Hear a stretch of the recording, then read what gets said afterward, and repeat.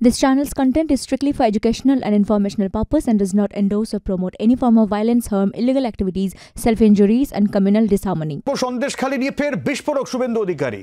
তৃণমূল নেতাদের ওপর যেভাবে গণধোলাই হয়েছে একই পরিণতি হবে অভিষেকের। সন্দেশখালীতে 1 লক্ষ ভোটের লিড পাবেন রেখা পাত্র। সন্দেশখালী থেকে আজ বিকেল থেকে খবর পাবেন এমনই হুঁশিয়ারি বিরোধী দলনেতার।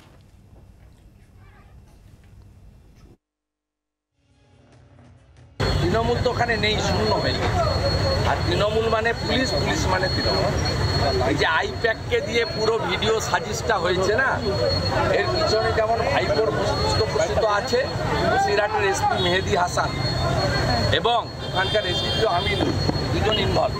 আমি ইলেকশন কমিশনকে বলবো যে সন্দেশখালীর যে মা বোনেদের জন্য প্রধানমন্ত্রী এত লড়াই করছেন বলছেন, তাদের বিরুদ্ধে এই মিথ্যা মামলা অবিলম্বে ইলেকশন কমিশন হস্তক্ষেপ করুক এবং ইলেকশন কমিশন পুলিশকে রেস্ট্রিক্ট করুক।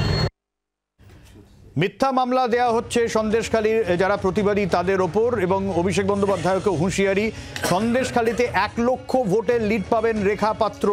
বিকেল থেকে এই খবর পাবেন, হুঁশিয়ারি বিরোধী দলনেতার।